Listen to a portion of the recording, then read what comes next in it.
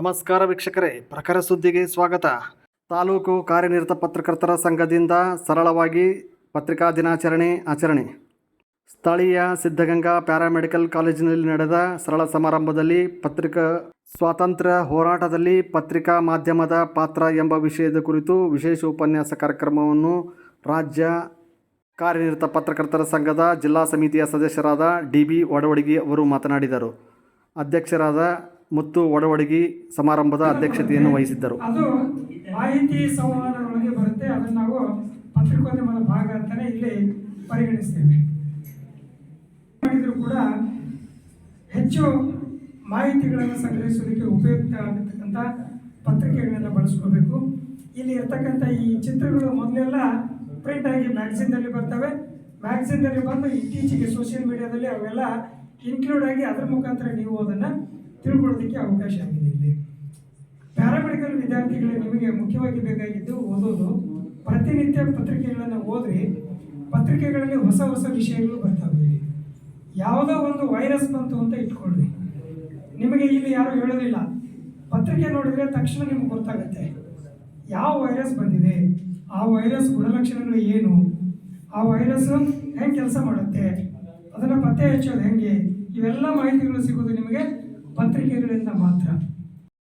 ಪತ್ರಿಕೋದ್ಯಮ ಸದಾಕಾಲ ಸಮಾಜವನ್ನು ತಿದ್ದುವ ನವಕ್ರಾಂತಿಗಳನ್ನು ಪ್ರೇರೇಪಿಸುವ ಯೋಜನೆಯಾಗಿದ್ದು ಆಧುನಿಕ ಕಾಲದ ಮಹೋನ್ನತ ಕ್ರಾಂತಿಯಾಗಿದೆ ಎಂದು ವಡವಡಗಿಯವರು ಮಾತನಾಡಿದರು.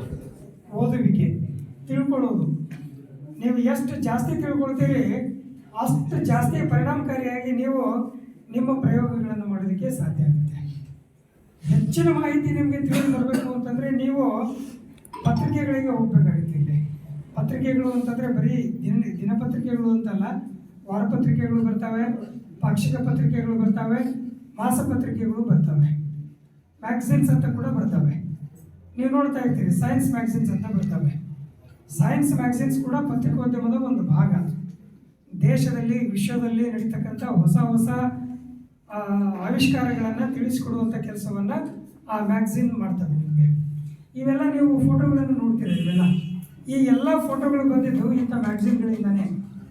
ಇತ್ತೀಚೆಗೆ ಆನ್ಲೈನ್ ಹೆಚ್ಚು ಪ್ರಚಾರದಲ್ಲಿ ಇದೆ. ಸೋಷಿಯಲ್ ಮೀಡಿಯಾ ಹೆಚ್ಚು ಪ್ರಚಾರದಲ್ಲಿ ಇದೆ. ಸೋಷಿಯಲ್ ಮೀಡಿಯಾನ ಕೂಡ ನಾವು ಪತ್ರಿಕೋದ್ಯಮದ ಭಾಗ ಅಂತಲೇ ಹೇಳ್ತೇವೆ. ಇಲ್ಲಿ ನೀವೆಲ್ಲ ಪ್ರತಿಯೊಬ್ಬರ ಕಡೆಯೂ ಮೊಬೈಲ್ ಇರುತ್ತೆ. ನೀವು ಊಟ ಮಾಡೋದು ಬಿಡ್ತೀರಿ, ಹೊರತಾಗಿ ಮೊಬೈಲ್ ನೋಡೋದು ಬಿಡೋದಿಲ್ಲ. ರಾತ್ರಿ 1 ಗಂಟೆಗೂ 2 ಗಂಟೆಗೂ 3 ಗಂಟೆಗೂ ಮುಕ್ಕೋತೀರಿ. ನೀವೆಲ್ಲ ನೀವು ಗಂಟೆಗೆ ಮುಕ್ಕೋತೀರಿ. ನಸಿಕ್ನಾಗ ನೋಡೋದು ಕೈ ಎತ್ರಿ. ಯಾರು ಮುಕ್ಕೊಳ್ಳೋಂಗೇ ಇಲ್ಲ. ವಿದ್ಯಾರ್ಥಿಗಳು ಸೇರಿದಂತೆ ಸಮಾಜದ ಎಲ್ಲ ವರ್ಗಕ್ಕೆ ಸಾಹಿತ್ಯವನ್ನು ಬರೆಯುವಂತೆ ಪ್ರೇರೇಪಿಸುವುದು ಪತ್ರಿಕೋದ್ಯಮ ಎಂದು ಅವರು ಮಾತನಾಡಿದರು. ಸಿದ್ಧಗಂಗಾ ಪ್ಯಾರಾಮೆಡಿಕಲ್ ಕಾಲೇಜಿನ ಪ್ರಾಂಶುಪಾಲರಾದಂಥ ವಿನೋದ್ ಮೇತ್ರೆ ಮಾತನಾಡಿದರು. ಪತ್ರಕರ್ತರು ಅಥವಾ ಈ ಮಾಧ್ಯಮ ಅನ್ನುವಂಥದ್ದು ಈಗಾಗಲೇ ಸರ್ ಹೇಳಿರುವಂತೆ ಒಂದು ಸಮಾಜದ ಒಂದು ಪ್ರಮುಖ ಅಂಗ. ಇವರು ಅದರ ಪತ್ರಕರ್ತರು ಯಾರು ತಪ್ಪು ಮಾಡಿರ್ತಾರೆ, ಮೊದಲಿಗೆ ಯಾರೇ ತಪ್ಪು ಮಾಡಿದ್ರು ಕೂಡ ನಾವೇನು ಮಾಡ್ತೀವಿ, ನಮಗೆ ನ್ಯಾಯ ಒದಗಿಸ್ಕೊಡ್ರಿ ಅಂತ ಹೇಳ್ತಿದ್ರೆ ಪೊಲೀಸ್ ಹತ್ರ ಹೋಗ್ತೀವಿ, ನಂತರ ಕೋರ್ಟಿಗೆ ಹೋಗ್ತೀವಿ. ಅಲ್ಲಿ ಎಲ್ಲಿ ಇದು ಆಗ್ಲಿಕ್ಕಂತಂದ್ರೆ ನಾವೇನು ಮಾಡ್ತೀವಿ ಅಂತಂದ್ರೆ ಪತ್ರಕರ್ತರ ಸಹಾಯವನ್ನು ಕೇಳ್ತೀವಿ. ಈಗ ಸಮಾಜದ ಕಿವಿಯನ್ನು ಹಿಂಡಿ, ಅಂದರೆ ಯಾರು ತಪ್ಪು ಮಾಡಿರ್ತಾರೆ ಅವ್ರ ಕಿವಿಯನ್ನು ಹಿಂಡಿ ಎಲ್ಲ ನ್ಯಾಯ ಒದಗಿಸ್ಕೊಡ್ತಾರೆ ಅಂತ ಹೇಳ್ಕಿಂದ್ರೆ ಅವ್ರ ಮೇಲೆ ಇರುವಂಥ ನಂಬಿಕೆ. ಈಗಾಗಲೇ ಪ್ರಾಸ್ತಾವಿಕ ಭಾಷಣದಲ್ಲಿ ಹೇಳಿದರು ಏನಂತಂದರೆ ಪತ್ರಕರ್ತರು ದೊಡ್ಡ ದೊಡ್ಡ ಮದುವೆ ಸೆಲೆಬ್ರಿಟಿಗಳು ಈ ಥರ ಏನು ಮಾಡ್ತಾರೆ, ಅವರ ಸುದ್ದಿಯನ್ನು ಜಾಸ್ತಿ ಮಾಡ್ತಾರೆ, ರೈತರ ಸುದ್ದಿಯನ್ನು ಜಾಸ್ತಿ ಮಾಡೋಂಗಿಲ್ಲ ಅಂತ. ನಂದು ಒಂದು ಮನವಿ ಏನೈತಿ ಅಂತಂದ್ರೆ ಎಲ್ಲ ಕಡೆ ಈಗ ಮುದ್ದೆ ಮಾತಾಡ್ಬೇಕಂತಂದ್ರೆ ವಯಸ್ಕರಿಲ್ಲ, ಅಂದರೆ 18 ವರ್ಷದ ಒಳಗಿನ ಮಕ್ಕಳು ಬೈಕ್ಗಳನ್ನು ತೊಡೋದು ಅಥವಾ ಬೈಕ್ ಯಾವ ಈ ಥರ ಮಾಡ್ತಾ ಇದ್ದಾರೆ. ಇದರಿಂದ ಅವರಿಗೆ ತೊಂದರೆ ಆಗೋದು ಅಷ್ಟೇ ಅಲ್ಲದೆ ಆಜುಬಾಜು ಹೋಗೋರಿಗೆ ಕೂಡ ತೊಂದರೆ ಆಗ್ತದೆ. ಇದನ್ನು ಎಲ್ಲಿ ಹೇಳಿಲ್ಲ, ಇವೆಲ್ಲ ಅದೀರಿ ನೀವು ಸಮಾಜದ ಪ್ರಮುಖ ಹಂಗೆ ಹಾಕಿದ್ರೆ ನಿಮ್ಮ ಮೂಲಕ ನಂದೊಂದು ಮನವಿ ಅಂತ ಹೇಳ್ತಿದ್ದೆ.